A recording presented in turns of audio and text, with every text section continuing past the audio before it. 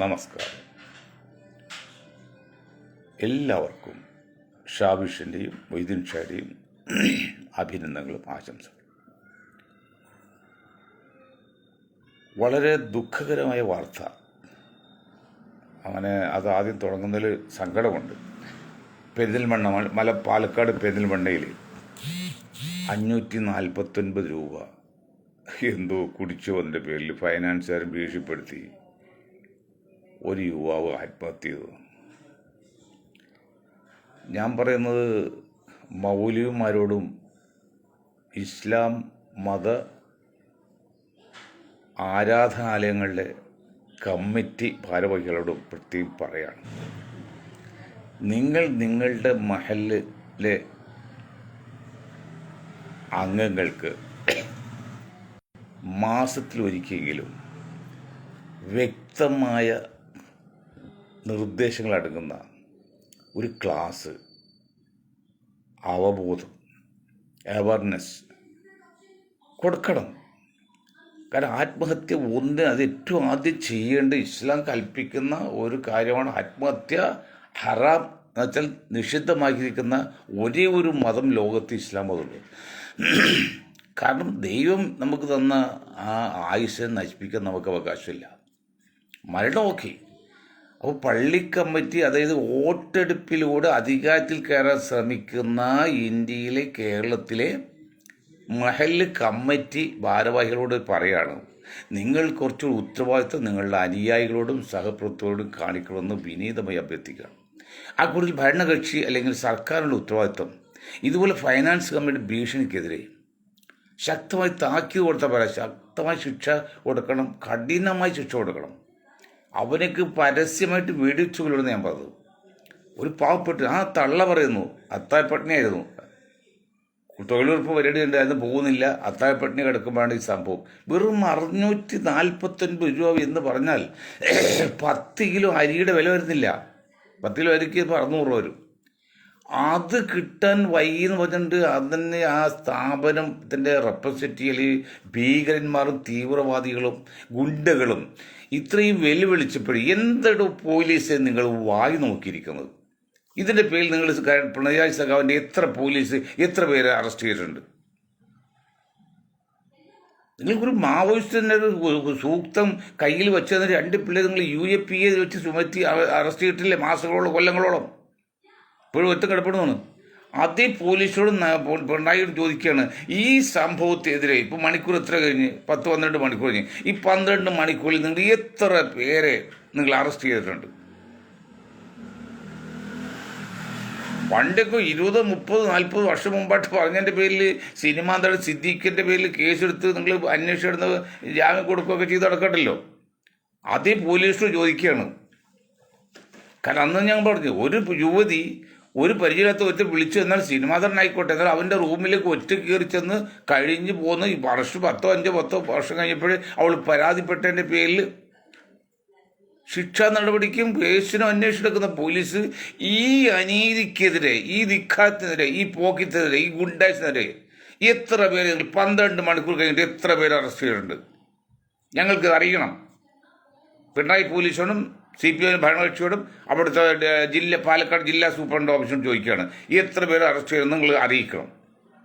അത് ശക്തമായ ശിക്ഷാ നടപടി എടുക്കണം. ഓക്കെ. പിന്നെ സമസ്തയുടെ കാര്യം, ഈ സമസ്തയും മുസ്ലിം ലീഗൊന്നും മനസ്സിലാക്കാത്തൊരു കാര്യങ്ങളാണ്. എന്താണെന്നറിയോ?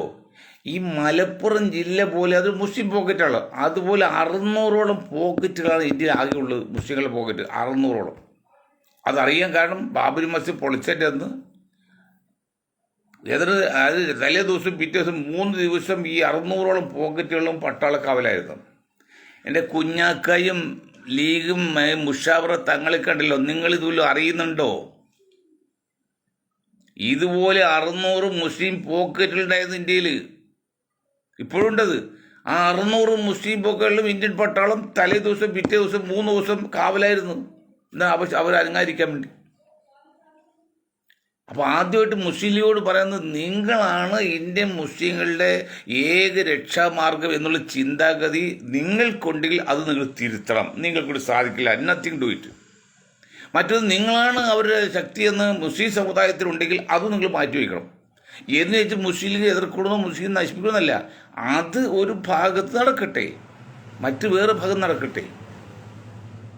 ഞങ്ങൾക്ക് നിങ്ങൾ ഒരു കാര്യം ചെയ്യണം. നിങ്ങൾ ആത്മീയമായിട്ടുള്ള രാഷ്ട്രീയ പാർട്ടി, ഭൗതികമായിട്ടുള്ള രാഷ്ട്രീയ പാർട്ടി ഒരു നേതൃത്വം വഹിക്കുക, ആത്മീയമായിട്ടുള്ള കാര്യം നിങ്ങൾ വേറെ നേതൃത്വം വഹിക്കുക. ഈ രണ്ടും കൂടി കൂട്ടിക്കലർത്തല്ലേ.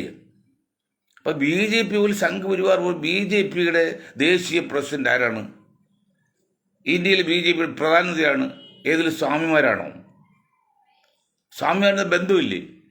ഈ യു പിയിലൊരു സ്വാമിയാണ് അതിൻ്റെ മുഖ്യമന്ത്രി. പക്ഷെ അപ്പോഴും യു പി പ്രസിഡന്റ് ആ സ്വാമിയല്ല, യോഗിയല്ല പ്രസിഡന്റ്. നിങ്ങൾ മുഖ്യമന്ത്രി അയക്കുന്നത് തങ്ങൾ വേണ്ടി മുഖ്യമന്ത്രി അയക്കോ, ഒരു കുഴപ്പമില്ല. അത് ഈ ആത്മീയ ഭൗതിക കൂട്ടിക്കലർത്തരുത്. നിങ്ങൾ മുസ്ലിം ലീഗിൻ്റെ പ്രസിഡന്റാണ് എങ്കിൽ നിങ്ങൾ കേരളത്തിൽ മുഖ്യമന്ത്രി അയക്കോ, രാഷ്ട്രീയ പാർട്ടിയാണ്, തങ്ങളായതുകൊണ്ട് കുഴപ്പമൊന്നുമില്ല. അല്ലെങ്കിൽ ഈ ആത്മീയമായിട്ടുള്ള നേതൃത്വം വഹിക്കുകയും ഭൗതികമായിട്ടുള്ള രാഷ്ട്രീയ നേതൃത്വം ഒരാളോ അല്ലെങ്കിൽ ഒരു ഗ്രൂപ്പ് വഹിച്ചാൽ അവിടെ സ്വാഭാവികമായിട്ട് ഇതുപോലെ അന്തസ്സും നാണക്കേടുണ്ടാവും, അന്തസ്സില്ലാത്ത പ്രവൃത്തി. ഇപ്പം കുറേ നാളുകളുടെ സമസ്യയെക്കുറിച്ചുമൊക്കെ എന്താണ് ഇത്രയും പ്രശ്നം? മറ്റേ അരിവാൾ ശൂന്യ എന്ന് പറയുന്ന വി ഐ പിയുടെ ഗ്രൂപ്പില്ലല്ലോ. കാരണം അവർ രാഷ്ട്രീയത്തിൽ വരത്തില്ല നേരിട്ട്. അവരെന്ത് ചെയ്യുന്നത് ഭൗതികമാണ്, ആത്മീയമാണ്. ഓക്കെ, അപ്പോൾ നിങ്ങൾ ആത്മീയത്തിൽ തിരിയുന്നേ. എന്നിട്ട് നിങ്ങൾ ഭൗതികത്തിലേക്ക് ഒരാൾ കൊടുക്കുക. ആത്മീയം ഭൗതികം ഒരുമിച്ച് കൊണ്ടെടുക്കരുത്. എന്തുകൊണ്ടായാലും പറ്റാ പറയല്ലേ, നാട് പൂച്ചയായാലും കാട്ടുപൂച്ചയായാലും മമ്പിൾ ഇത്രപാടം നശിപ്പിച്ചു എന്ന് പറയുമ്പോൾ, നശിച്ചു പറയുമ്പോൾ നിങ്ങൾ ഇതൊക്കെ ചെയ്യുന്നത് വളരെ നശിക്കുകയാണ്. ഇനികൾ മാറാറായില്ലത്. എന്താണ് നിങ്ങൾ ഈ സമുദായത്തെ ചെയ്യുന്നത്? ഇന്ത്യൻ യൂണിയൻ മുസ്ലിം ലീഗ് രൂപീകരിച്ചിട്ട് 100 വർഷമാകുമ്പോഴാണ്. ഇതാണ് ഇന്ത്യൻ മുസ്ലിങ്ങൾക്ക് എന്ത് ചെയ്തു? കേരള മുസ്ലിങ്ങൾ നിങ്ങൾ എന്ത് ചെയ്തു? നിങ്ങൾ കുറേ വ്യക്തികൾ, കുറേ ഗ്രൂപ്പുകൾ, കുറേ സമ്പന്നന്മാരായി എന്നല്ലാതെ സമുദായത്തിന് എന്ത് ചെയ്തു? ഉത്തരം പറയൂ. ഇതൊക്കെ പറഞ്ഞ് ഞങ്ങളെ കൊണ്ട് അത് പറയിപ്പിക്കരുത്. അത് നിങ്ങൾ എന്താ വെച്ചാൽ, ഞാൻ നിങ്ങളോട് കയ്യെ കാലം പിടിച്ച് പറഞ്ഞു, എത്രയോ വർഷമായി പറഞ്ഞു ഈ മണ്ട ശിരോമണികളോട്. എന്താ പറയുന്നത്? നിങ്ങൾ ഇന്ത്യൻ യൂണിയൻ മുസ്ലിം ലീഗ് എന്ന് മാറ്റി ഇന്ത്യൻ യൂണിയൻ മൈനോറിറ്റി ലീഗെന്നോ അല്ലെങ്കിൽ അതുപോലെ പേരിട്ട് നിങ്ങൾ രാഷ്ട്രീയ പാർട്ടി തുടങ്ങുക. നിങ്ങൾ ഇന്നും ഇന്ത്യയിൽ 2ാമത്തെ 3ാമത്തെ കക്ഷിയാകാമായിരുന്നു. ഇനിയും ചാൻസ് ഉണ്ട്. കൈകളിൽ 3 ജനസംഖ്യ ന്യൂനപക്ഷങ്ങളാണ്, സിഖും ജൈനും ഒക്കെ ചേർത്ത്. ആ 3 ജനസംഖ്യ ന്യൂനപക്ഷമാകുമ്പോൾ നിങ്ങൾക്ക് ഇന്ന് സ്പേസ് ഉണ്ട്. നിങ്ങൾ പേര് മാറ്റം, നിങ്ങൾ ദേശീയ ലെവലിലേക്ക് ഇറങ്ങണം. യുവാക്കളെ ആൾക്കാർ ഇത് ഇന്നിപ്പോൾ നിങ്ങൾ രാജ്യസഭയിലേക്ക് ഒരു വക്കീലിനെ വിട്ട്, ബീരാൻ സാഹിബിൻ്റെ മകനാണ്. അതൊക്കെ പ്രതീക്ഷയുണ്ട്. കാരണം അദ്ദേഹത്തിന് ഡൽഹി അറിയാം, ഇംഗ്ലീഷ് അറിയാം, ഭാഷ അറിയാം, അത്യാവശ്യം കാര്യങ്ങൾ അറിയാം, വലിയ കുഴപ്പക്കാരല്ല. അതുപോലെ ഉള്ളവർ നിങ്ങൾ വടക്കേ ഇന്ത്യയിലേക്ക് വിടണം. അവിടെ മറ്റേ ബാഫിക്ക് തങ്ങളായിരുന്നപ്പോൾ CH മുഹമ്മദ് സാഹിബ് വിട്ടിരുന്നു. പക്ഷെ 2 തടസ്സം. ഒന്ന്, അദ്ദേഹത്തിന് 50 വയസ്സ് കഴിഞ്ഞ സമയത്ത് തന്നെയുമല്ല, അദ്ദേഹം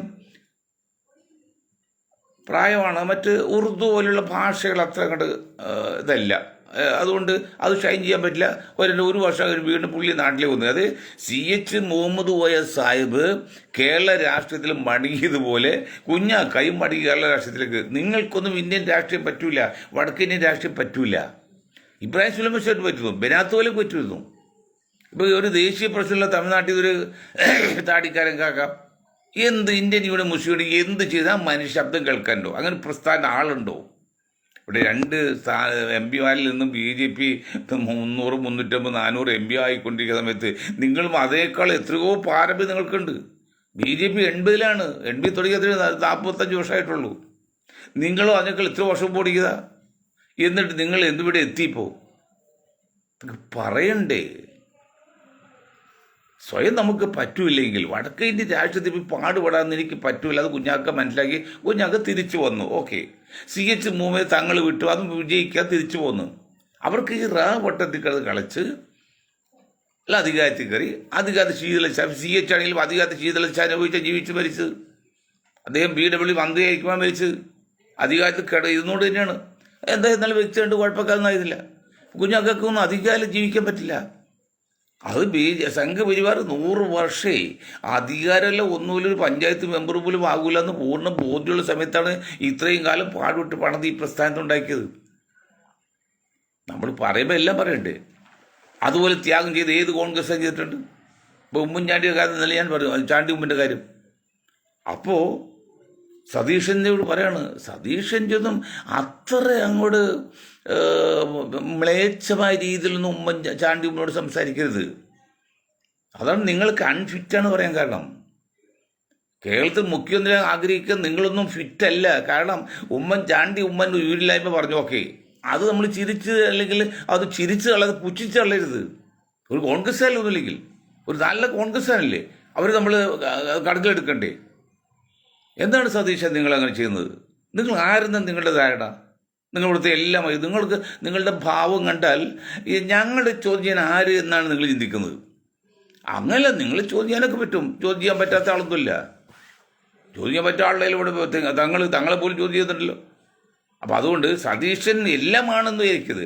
എന്ന് വിചാരിച്ച ചാണ്ടി ഉമ്മന് ഈ കൊടുത്ത MLA സ്ഥാനം തന്നെ വളരെ കൂടുതലാണ്, അടുത്ത പ്രാവശ്യം സീറ്റ് കൊടുക്കുകയെന്ന് പറഞ്ഞത്. കാരണം അല്ല 10, 50, 60 വർഷം പണിയെടുത്തിട്ട് പഞ്ചായത്ത് മെമ്പർ പോലും ആകാത്ത ആൾക്കാരുടെ കൂടെ കോൺഗ്രസ്സിൽ ആ കളിയൊക്കെ മാറ്റണം, പണിയെടുക്കണം. ഇപ്പം ഷമ മുഹമ്മദിനെ ആ പിന്നെ സെല്ലിൽ നിന്ന് മാറ്റി. അതുപോലെ തന്നെ ഈ ചാണ്ടി ഉമ്മനെയും ഉമ്മൻചാണ്ടിയുടെ ചരമവാർഷികത്തിന് അന്ന് ആ യുവജനത്തിൻ്റെ ഇത് മാറ്റിയിട്ടുണ്ട്. അപ്പം നിങ്ങൾ നശിപ്പിക്കാനാണ് നോക്കരുത്. ചാണ്ടി ഉമ്മൻ വേണം. കാരണം എല്ലാവരും കൂടുമ്പോഴാണ് നമ്മൾ ശക്തിയാകുന്നത്. അപ്പോൾ ചാണ്ടി ഉമ്മൻ്റെ ഗ്രൂപ്പും നമ്മുടെ കോൺഗ്രസ് ശക്തി നിൽക്കട്ടെ, നിങ്ങൾ ശക്തി നിൽക്കട്ടെ. ചാണ്ടി ഉമ്മന് സുദർശനോടല്ല സതീഷിനോട് ചോദ്യം ചെയ്യുന്ന ആളായിട്ടില്ല, സതീഷ് ഒപ്പുമായിട്ടില്ല, ഒക്കെ ശരിയാണ്. ഒരു MLA അച്ഛൻ്റെ പേരിൽ MLA സ്ഥലം കിട്ടിയാൽ വേറെ എന്ത് യോഗ്യതയുള്ള ഞങ്ങൾ ഇതെല്ലാം പറഞ്ഞാണ്, അതൊക്കെ ശരി. എങ്കിലും രാഷ്ട്രീയക്കാരെ അത് ഈസിയാക്കി മ്ലേച്ഛമായ രീതിയിൽ പാടില്ല, സിനിമയിൽ ഇന്നസെൻറ്റും ഒക്കെ പറയും പോലെ അങ്ങനെ കാണിക്കരുത്. കുറച്ചുകൂടിയൊക്കെ അതാണ്. ഇപ്പം വേറൊരു കാര്യം എന്താണ്? ഇന്ത്യ മുന്നണിയെക്കുറിച്ച്. ഇന്ത്യ മുന്നണിയിൽ ഇപ്പോൾ ലാലു ഉൾപ്പെടെ കോൺഗ്രസ് ഒഴിച്ച് കുറേ ആൾക്കാർ വെച്ച് ബാക്കി എല്ലാവരും മമതയെ കൊണ്ടുവരുന്നതാണ്. ഏത് മമത ഫിറ്റാണോ? ഫിറ്റുമല്ല. രാഹുൽ ഗാന്ധി ഫിറ്റാണോ? രാഹുൽ ഗാന്ധി ഫിറ്റൽ തെളിയിച്ചു. പിന്നെ എന്ത് ചെയ്യും? ഇവിടെ സംഭവിക്കാൻ പോകുന്ന അപകടം, നെഹ്റു കോൺഗ്രസ് പോട്ടെ, സോണിയ കോൺഗ്രസ് ഇല്ലാതെ ഒരു മുന്നേറ്റം ഉണ്ടാക്കാൻ കോൺഗ്രസ് സാധിക്കില്ല. സോണിയ കോൺഗ്രസ് മുന്നിൽ നിർത്തിക്കൊണ്ട് മുന്നേറ്റം ഉണ്ടാക്കാൻ മറ്റുള്ളവർ സമ്മതിക്കില്ല. അപ്പോൾ എന്ത് ചെയ്യും? രണ്ടും തകർന്നു പോകും. സോണിയ കോൺഗ്രസ് മാറി എന്നാലും ഇന്ത്യയിലെ കുറേ കോൺഗ്രസ്സുകാർ സോണിയ ഗ്രൂപ്പ് അല്ലെങ്കിൽ നെഹ്റുവിൻ്റെ പേരും പറഞ്ഞിട്ട് ഇന്ത്യയുടെ പേരും പറഞ്ഞ് കൂടെ നിൽക്കും. കുറേ അധികം ആൾക്ക് ലക്ഷങ്ങൾ ആൾക്കാരുണ്ട്. അവർക്ക് എന്താ നേതൃത്വം കൊടുത്താൽ അവർ നേതൃത്വത്തിൽ ഇവിടെ മറ്റും അംഗീകരിക്കില്ല. ശരത് പവാർ അംഗീകരിക്കില്ല, മുലായം അംഗീകരിക്കില്ല, മറ്റു ലാലും ഒക്കെ ഒന്നും അംഗീകരിക്കില്ല. ലാലും തിരിച്ചു കഴിഞ്ഞു.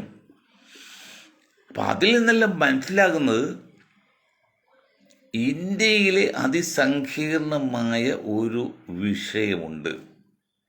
അത് മതേതരത്തിൻ്റെ കടക്കിൽ കത്തി വെച്ചുകൊണ്ടിരിക്കണം.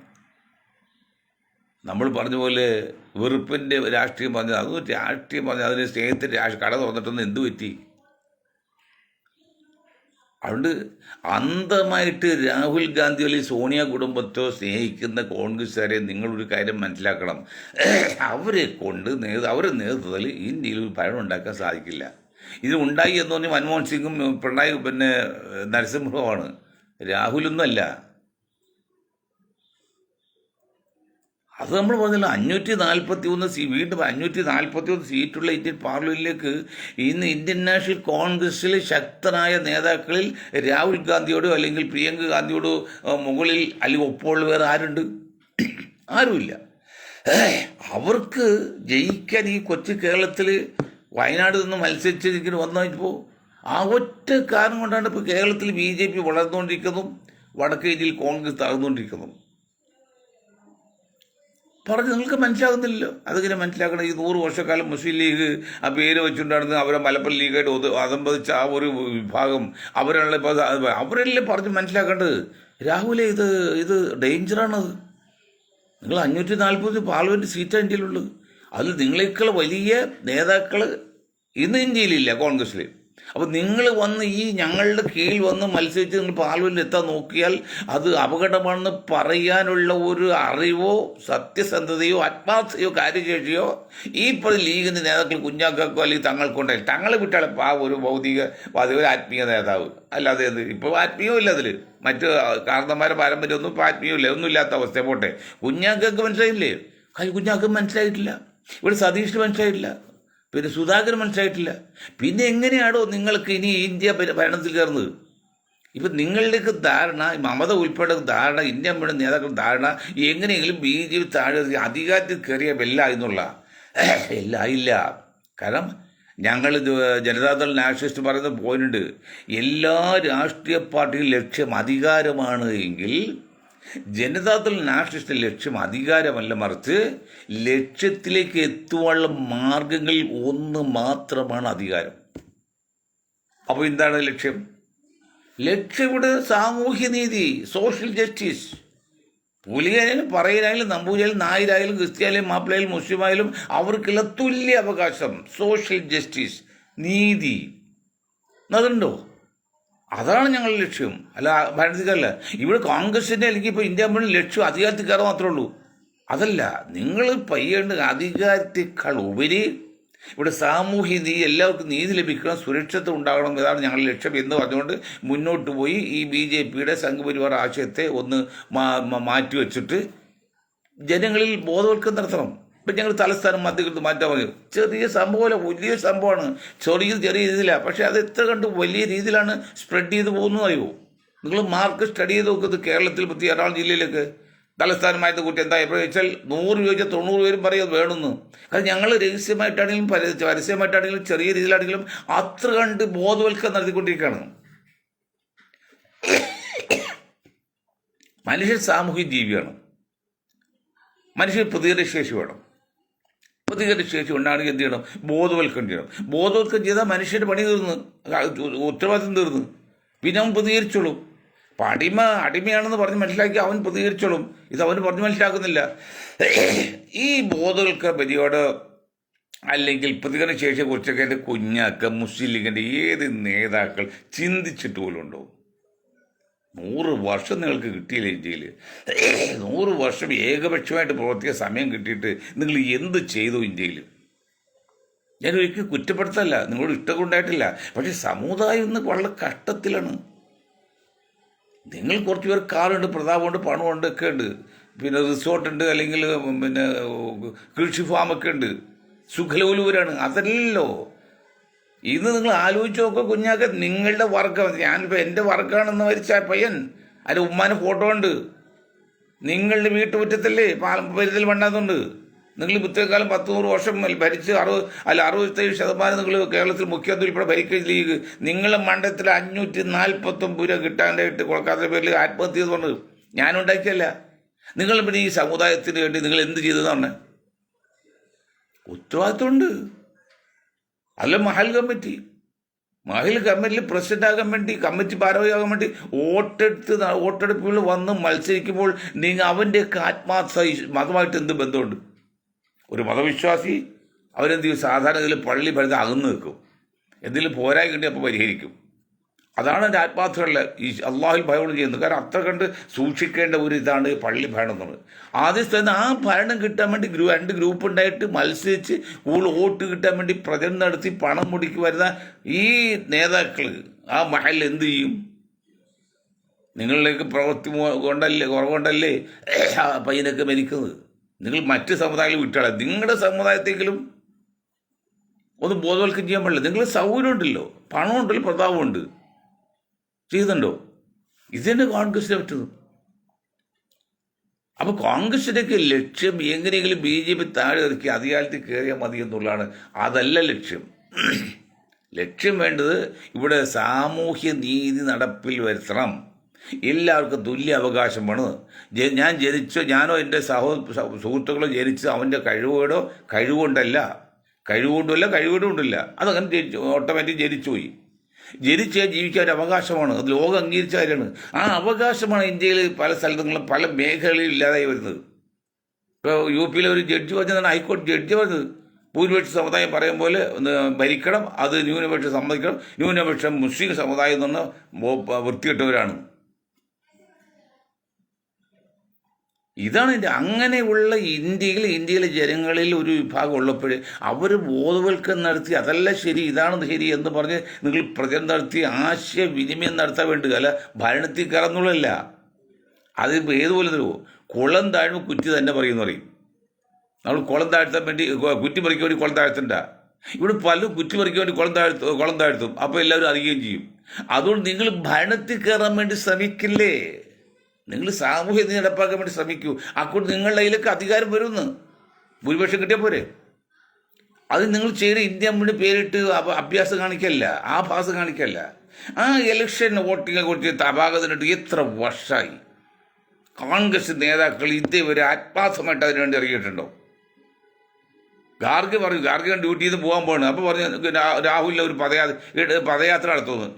പദയാത്ര നിർത്താൻ അതൊക്കെ മണ്ടന്മാരുടെ പണിയാണ്. പണിയെടുക്കാൻ പറ്റാത്തവർക്കുള്ളതാണ് മണ്ടന്മാരെ അലസന്മാരുടെ പണിയാണ് ഈ പദയാത്രയും ഇതൊക്കെ. പ്രവർത്തിക്കുന്നുണ്ട്. ഞാൻ വീണ്ടും പറയല്ലോ, കോൺഗ്രസിൻ്റെ പ്രവർത്തനം നിങ്ങൾ വോട്ടേഴ്സ് ലിസ്റ്റ് പേര് ചേർക്കുക. ബൂത്ത് അടിസ്ഥാനത്തിൽ 5000 കോടി മുടിക്ക് നിങ്ങൾ ആ ജാഥ നടത്തിയില്ലേ? എന്നിട്ട് എന്ത് കിട്ടിയിപ്പോൾ? എത്ര സ്റ്റേറ്റ് ഉണ്ട് ബാക്കി? ഇപ്പോൾ വേറൊരു കാര്യം, ഇന്നിപ്പോൾ ഒരു സംഘടന പറയുന്നുണ്ട് കോൺഗ്രസ് 50 സീറ്റ് 100 സീറ്റില്ലേ യു പിയിൽ കോൺഗ്രസ് നേടിയില്ലേ? അത് യു പിയിലെ കോൺഗ്രസിൻ്റെ അല്ലെങ്കിൽ പിന്നെ അമിത്ഷാ ഇതിൽ അഖിലേഷിൻ്റെ കഴിവല്ല. അവിടെ മോഡിജിയെ ശക്തി കുറക്കാൻ വേണ്ടി സംഘ് പരിവാറിൽ ഒരു വിഭാഗം ന്യൂട്രൽ നിന്ന് അവർ എതിരൊന്നും ചെയ്തില്ല, ന്യൂട്രൽ നിന്നു. അതായത് മുന്നോട്ട് പോയി പുറകോട്ട് പോയി നിന്നിപ്പോന്നു. മുന്നോട്ട് പോയി തകർക്കാൻ നോക്കിയില്ല, മുന്നോട്ട് പോയി വിജയിപ്പിക്കാൻ നോക്കിയില്ല, പുറകോട്ട് പോയി തകർക്കാൻ നോക്കിയില്ല, ഒന്ന് ന്യൂട്രൽ നിന്ന്. ആ ന്യൂട്രൽ നിന്നതിൻ്റെ കാര്യം കൂടിയാണ് ഈ കോൺഗ്രസ് 100 സീറ്റ് കിട്ടിയതും ഈ യു പിയിൽ ഇത്ര സീറ്റ് കിട്ടിയതും. അല്ലാതെ അഖിലേഷിൻ്റെ നിങ്ങളുടെ വന്ന കഴിവല്ല. ഒരു കാര്യം ശരിയാണ്, അഖിലേഷിൻ്റെയും രാഹുൽ ഗാന്ധിയുടെ യോഗങ്ങളെല്ലാം 10,000 ആൾക്കാർ കൂടിയിട്ടുണ്ട്.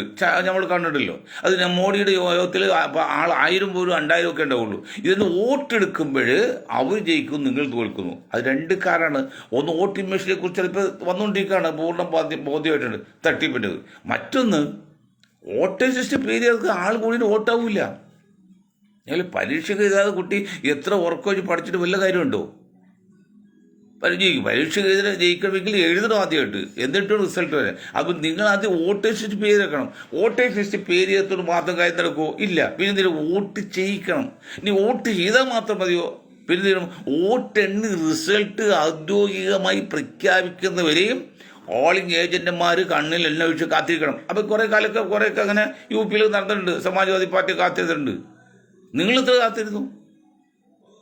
അവിടെ വലിയൊരു അപകടമാണ് ഇന്ത്യയിലെ പിന്നോക്കത്തിൽ ന്യൂനപക്ഷങ്ങൾ നേരിടാൻ പോകുന്നത്. ഇന്ത്യയിലെ 85-88% വരുന്ന പിന്നോക്ക ദളിത് ന്യൂനപക്ഷങ്ങൾ അഭിമുഖീകരിക്കാൻ പോകുന്ന ആപത്ത് സോണിയ കോൺഗ്രസ് കൊണ്ട് ഭരണത്തിൽ എത്താനും പറ്റൂല. എന്നാൽ സോണിയ കോൺഗ്രസ് മാറ്റി നിർത്തിയാൽ മറ്റേ കോൺഗ്രസ് കൊണ്ട് ഭരണത്തിൽ എത്താൻ പറ്റും. രണ്ടും പറ്റാത്ത ഒരു അതിസങ്കീർണമായ ദുർഘടമായ വളരെയധികം പ്രതിസന്ധി നയിക്കുന്ന ഒരു ഘട്ടത്തിലേക്കാണ് ഇന്ത്യൻ നാഷണൽ കോൺഗ്രസ് എത്തപ്പെട്ടിരിക്കുന്നതും തദ്വാര ഇന്ത്യയിലെ പിന്നോക്കത്തിൽ ന്യൂനപക്ഷങ്ങൾ അകപ്പെട്ടിരിക്കുന്നതും ആമുഖമായിട്ടും അവസാനമായിട്ടും മനഃശാസ്ത്ര ഗ്രൂപ്പ് എന്ന നിലയിൽ, ഒരു തത്വജ്ഞാന ഗ്രൂപ്പ് എന്ന നിലയിൽ, ഒരു ശാസ്ത്രീയ ഗ്രൂപ്പ് എന്ന നിലയിൽ പബ്ലിക്കിനെ അറിയിക്കുകയാണ്. ഇത്രയും കാര്യം പറഞ്ഞുകൊണ്ട് ഞാൻ എൻ്റെ കാര്യം നിർത്താണ്. അതിനോട് ഒരു കാര്യം പറഞ്ഞോട്ടെ. നമ്മുടെ TH മുസ്തഫ സാഹിബ് കോൺഗ്രസ് വേണ്ടി അദ്ദേഹം അശ്രാന്ത പരിശ്രമം നടത്തി. ഞാനൊക്കെ ഒരു ദിവസം ചെല്ലുമ്പോൾ പാലക്കാട് പോയിട്ട് രാത്രി 2 മണി വരെ, അപ്പോഴും 10-50 പേര് അവിടെ കാത്തുനിൽപ്പുണ്ട്. അതിലൊന്നും ഞാനുണ്ടായത്. അത്രയും പാടുപെട്ട അവസരം നട്ടലിനൊക്കെ കേട്ട് 70 വന്ന് ബെൽറ്റ് കിട്ടാണ്. അത്ര കഷ്ടപ്പാട് പാർട്ടിക്ക് വേണ്ടി മരിച്ച ഒരാളാണ് അദ്ദേഹം. തൊട്ട് അവസരം മന്ത്രിയായി മരിക്കുക. അദ്ദേഹത്തിൻ്റെ മകനാണ് സക്കീർ ഹുസൈൻ, TH സക്കീർ ഹുസൈൻ. മിടുക്കനാണ്, ചെറുപ്പക്കാരാണ്. ഇപ്പോൾ ചെറുപ്പം 50 വയസ്സുണ്ട്, 50 വയസ്സുണ്ട്. പക്ഷേ ആകെ പുള്ളി കിട്ടിയൊരു അനുഗ്രഹം എന്ന് പറയുന്നത് പെരുമ്പാവൂർ മുനിസിപ്പൽ വൈസ് ചെയർമാനായിട്ട് 2.5 വർഷം കിട്ടി. 2 വർഷം വേർപാടുണ്ട്. കരുണാകരൻ്റെ വല്ലം കയ്യായിരുന്നു. ഒരു കരുണാകരൻ DSC വെച്ച് മറൈൻ്റെ വില ജീവിച്ച മുകളിലിരുന്ന് കരുണാകരന് വേണ്ടി DSCക്ക് വേണ്ടി മുദ്രാവാക്യം വിളിക്കുന്ന ആവേശം കണ്ടാണല്ലോ. എത്ര സുന്ദരമായിരുന്നു. പക്ഷെ അദ്ദേഹത്തിന് ഒരു വീഴ്ച പറ്റിയത് പിന്നെ ഞാൻ കേട്ട കാര്യം എനിക്കറിയുന്നില്ല. വീഗാലാൻഡായിട്ട് എന്തോ സാമ്പത്തിക സഹായം ചോദിച്ച് തെറ്റിയപ്പോൾ വീഗാലാൻഡിൻ്റെ സൈൻ ബോർഡ്, റോഡിൽ സൈൻ ബോർഡിൽ ഇദ്ദേഹം എന്തോ പോസ്റ്റ് ഒട്ടിച്ച് മറച്ചതാണ്. ഇതറിഞ്ഞ് വീഗാലാൻഡ് ഓടിച്ചല്ലേ. കാരണം നേരിട്ട് കണ്ട് കർണായിട്ട് പറഞ്ഞ് അങ്ങക്ക് എത്ര ലക്ഷം വേണം ഞാൻ തരാം, ഇതുപോലെ ആവാസം ഇത് കൂട്ടുകരുത് എന്ന് പറഞ്ഞു. അപ്പോൾ കർണാന് പിന്നെ പറഞ്ഞാൻ പറ്റുമോ, അയാൾ കോടീശ്വരല്ലേ, ശരി നോക്കാം. അതിനുശേഷം എന്തുമാത്രം ശരി ഇരിക്കറിയില്ല, സക്കീർ ഹുസൈൻ ജീവിച്ചിരിക്കണം. അതിനുശേഷം അദ്ദേഹത്തിന് പാർട്ടിയിൽ ഒരു വളർച്ച കുറഞ്ഞു. DSC നിന്നുപോയി, കോൺഗ്രസ്സിൽ വന്നു. ഓക്കെ, ഇപ്പോൾ വന്നത് എന്താണ് വന്നത്, ന്യൂനപക്ഷ സെല്ലിൻ്റെ സംസ്ഥാനത്തെ ചെയർമാനായിട്ട് പ്രഖ്യാപിച്ചു എന്നാണ് വാർത്ത കേൾക്കുന്നത്. അങ്ങനെ പ്രഖ്യാപിച്ച ന്യൂനപക്ഷ സെല്ലിൻ്റെ ചെയർമാനായിട്ട് പ്രഖ്യാപിച്ച സക്കീർ ഹുസൈൻ എന്തുകൊണ്ട് അർഹനാണ്. സക്കീർ ഹുസൈൻ സാഹിബിന് എൻ്റെയും എൻ്റെ ഗ്രൂപ്പിൻ്റെയും ജനതാദൾ നാഷണലിസ്റ്റിൻ്റെയും എല്ലാ അകമഴിഞ്ഞ സന്തോഷവും അഭിനന്ദനവും അറിയിക്കുകയാണ്. ജയ് ഹിന്ദ്.